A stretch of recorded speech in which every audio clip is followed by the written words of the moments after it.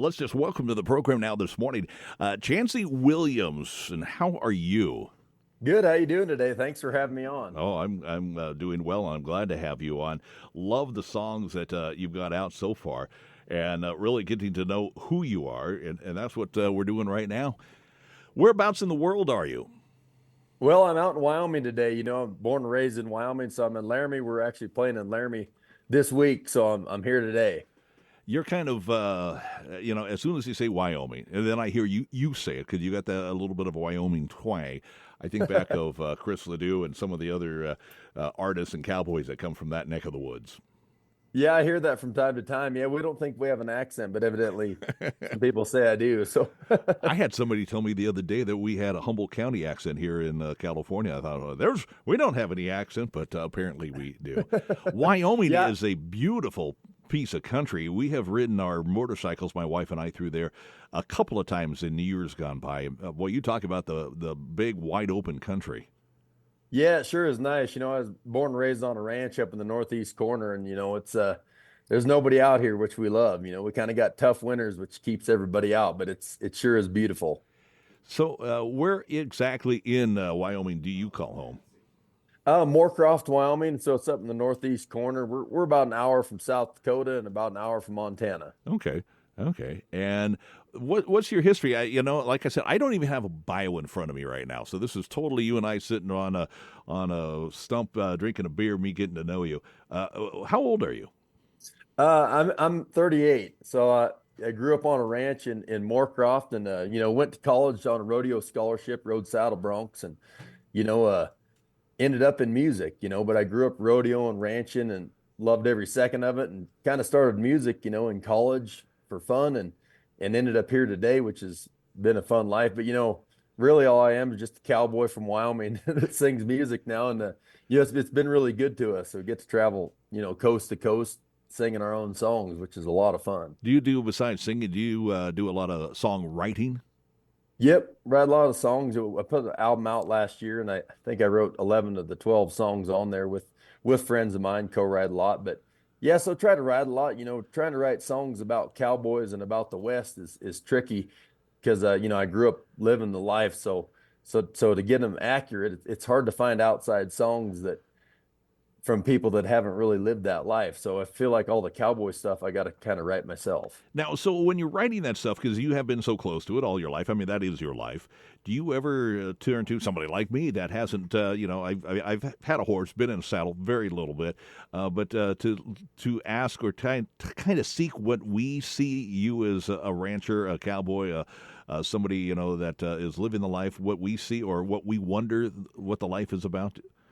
Yeah, I just, I think it's all about authenticity, so we try to write songs that are real and sing about stuff that I've lived, so I think a lot in the world today, people are searching for that authenticity in artists. And so pe- I just heard the other day, people are like, well, the cowboy's back. I'm like, well, we've been here the whole time.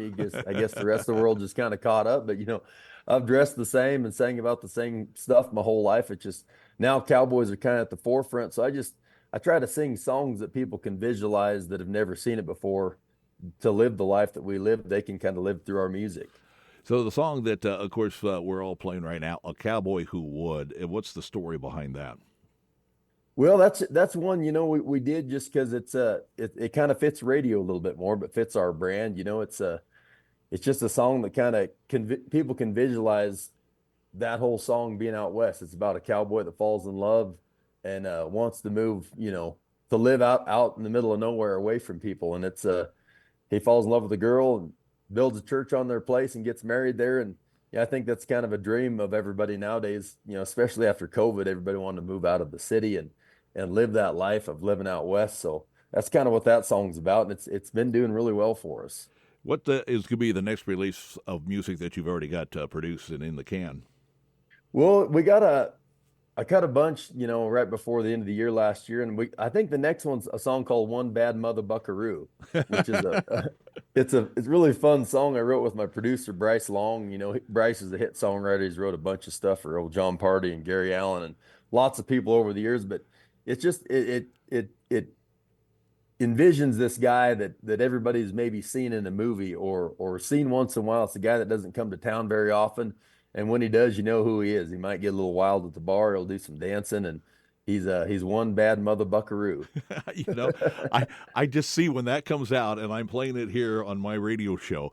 I'm gonna have to be really careful. I don't get myself into trouble introducing that song. Just for some reason, my tongue just Yeah, it's funny to say, when we wrote it, it was kind of clever. Bryce is like, he's like talking about this guy, he's like an old buckaroo, because buckaroos and cowboys are a little different. Buckaroos are guys you don't really see all the time. They are cowboys, but they wear a flat hat and, you know, uh, kind of ride horses that are a little ranker than most, and you barely ever see them. So we were like, that's kind of a clever little way to say that. And so, but you're right. When I tell people it's one bad mother buckaroo, you got to really enunciate. yeah, get yourself into a bar fight before you knew it.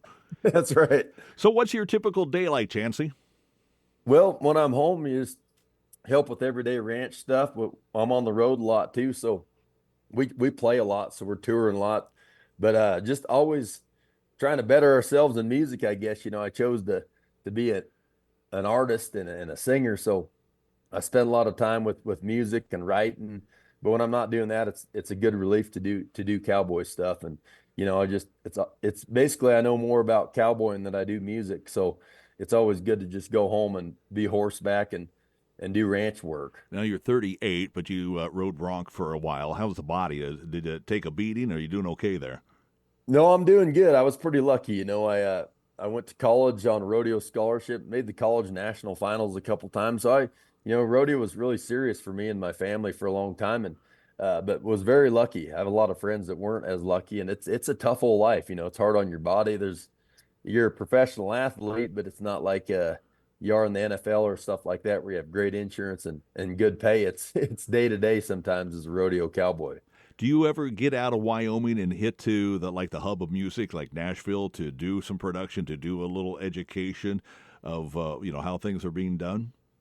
Yeah, I try to spend 1 week a month in Nashville doing the music business stuff, meetings and writing and recording. But yeah, it's always educating people on the cowboy way of life, because a lot of people just see things on TV and it's sometimes not that accurate. So I always have to correct them a little bit and tell them how it really is. Do you have a schedule of shows that you're doing so far for 2024? Are you out on tour with anybody? Are you the headliner in your summer, or what's up? Yeah, we got all of our dates are on our website at chancywilliams.com. But yeah, we're opening for a few people this summer, headlining a lot of them ourselves too. But we just kind of we're not really on a tour with anybody right now. We just open one-offs here and there and headline a bunch. But yeah, we're kind of all over the country. Last year we went coast to coast, played the East Coast and the Northeast and the Northwest and the West Coast. We were kind of all over in Texas, and got to make our Grand Ole Opry debut and did all sorts of stuff last year. So this year is shaping up to be just as good, if not better. Is there any particular place you haven't been yet that you kind of want to put on your bucket list as like, hey, we got to play in that neck of the woods? Well, this summer we get to play Red Rocks in Denver, which is, every artist's bucket list place to play. Yeah. We've lived close to Red Rocks our whole lives, but never got to play it till this year. So June 5th, we'll get to play Red Rocks, which is a dream come true. Awesome. Well, listen, Chancy Williams, pleasure talking to you. I look forward to meeting you in person someday. I'm going to be at one of your concerts, and you'll hear me screaming out there in the audience with everybody else for you. And look forward to just more music that we get on the air right now. It's a Cowboy Who Would. And again, what's your website again so people can check out what you've got going on? Yeah, it's chancywilliams.com. It's got all the links to everything on there, all the social media outlets, Spotify and whatnot. But I sure appreciate you having me on, Rollin. I appreciate it. Well, it's a pleasure. You sound like a terrific guy. So look forward to the next time we have a conversation. Hopefully it's face to face. All right. All right. Well, thanks so much. Have a good day. You too. Thanks. Bye-bye.